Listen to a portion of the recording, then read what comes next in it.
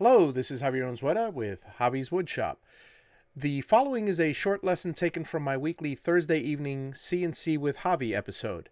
These short videos have been edited from the hour-long episode for your convenience. Thank you for watching. Good evening, folks, one and all.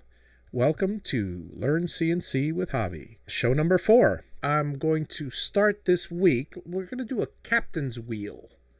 Just a generic, steering wheel from a ship. And we'll throw in a couple of wheels on 1.5 inch thick stock for those of you who may need wheels for toy cars or something like that.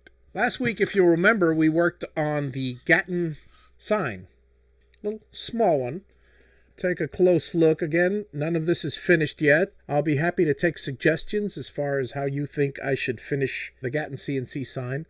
Notice there's beautiful texturing here, the scalloping that we practiced last week, and the text on text.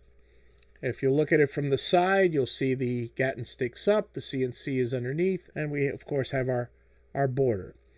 So now you'll see on the bottom the actual time-lapse video of the carve from last week, as always. And now we'll begin with creating a new file. The project board will be, say, 20 inches by 10 inches. This is just a layout. The piece of wood, make sure it's bigger than the area that you are actually cutting. The way I'm going to begin is by defining a center line.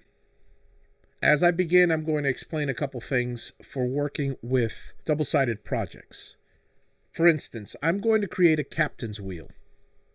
I'll show you a few little techniques such as using the rotation tool. I'll show you how to use the 3D beveling, which is only in a spire. And I'll show you where to properly design the captain's wheel so you can just simply flip the board over and it's done. First thing we would want to do is create a couple of dowel holes. Now, the dowels that I have are, well, let's make a number.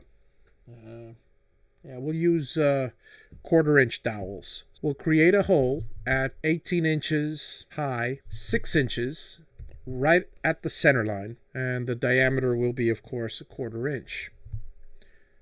So notice, that's wrong. I forgot that 10 divided by 2 is not 6, it's 5. I'm having one of those days, folks. There it is.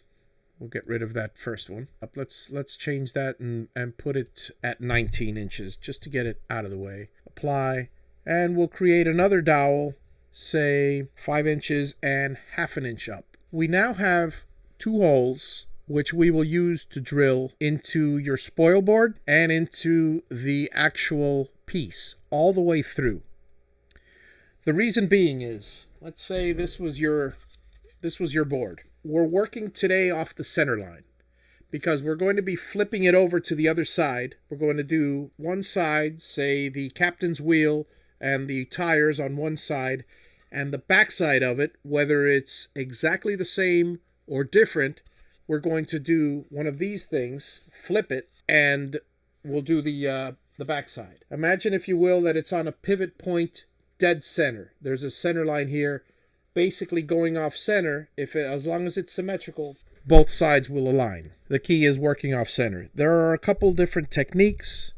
I'm going to shoot for the simple one for this particular episode. That does it for this section. Stay tuned to this channel for the next lesson, and thank you for watching. Have a wonderful day. Please subscribe.